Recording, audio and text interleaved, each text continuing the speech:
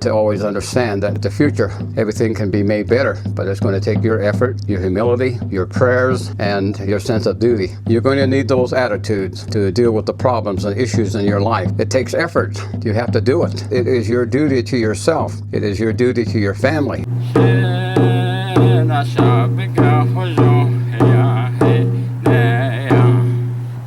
Among our people, there are a lot of words that are being lost in the meaning or being forgotten. One of those words is Adon Nia Ne Nesatai Ne Nija. And that is a word that covers the teachings of courage. Courage is very necessary in our life as we live in this the third world. Courage is something that a lot of times is not explained. But I admire the serenity prayer, which is to say, grant me the serenity to accept the things I cannot change, and the courage to change the things I can. And that is just simply stating that in your lifetime, you're going to find that doing the wrong thing is easy. But when you begin to develop those as habits, then to change yourself, to change your behavior and change your attitude, it takes a lot of courage. You can't change other people. That's for sure. And but you can change yourself. And changing yourself actually takes a lot of courage. And that's where the language of our people, which is to say, don't think that what is in your environment is not something that you can deal with or change. That means in the future. Things will get better. And that's the way that the teachings go, is which is the future. Is very important. It's one of the sacred direction to the north. And it could describe hope, it could describe faith. But the teaching of courage is that you're going to need those attitudes to deal with the problems and issues in your life. And it is that it takes effort. You have to do it. And nobody else is going to do it for you. And then, of course, if you understand how that works, it is that don't be so proud that you don't ask people for help. There are people that can help you with problems and issues in your life. And the other thing is to understand it as a sense of responsibility and duty. Now, I know that a lot of times we hear people say we are all equal.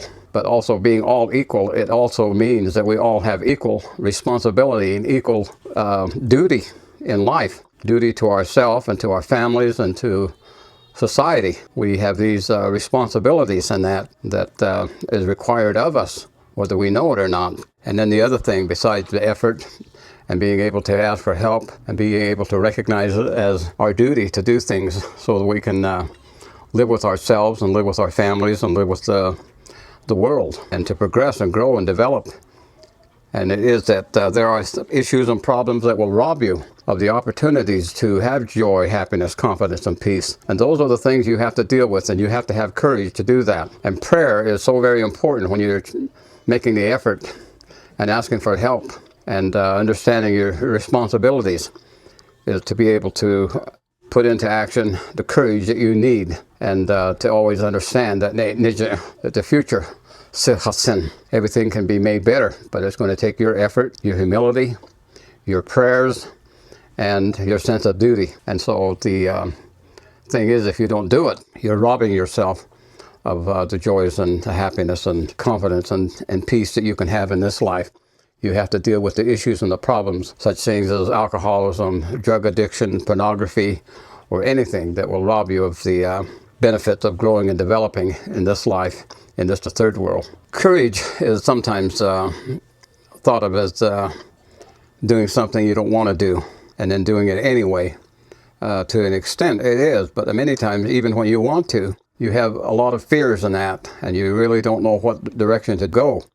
So it's important to understand that just make the effort. Find out what it is that you have to do. Make the effort. Don't be fearful of asking for help. And then the idea of recognizing that it is your duty to yourself. It is your duty to your family. It is your responsibility, and that to society and to your life in this the third world. And then finally always understanding that you can do this a lot better with prayer. As I've mentioned, it's the umbilical cord to your spiritual nature.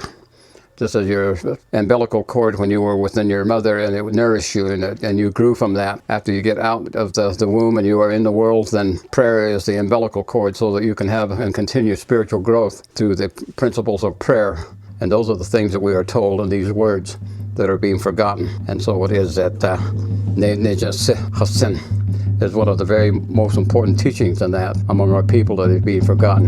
Have courage to take on the problems. And those are the things that we are told.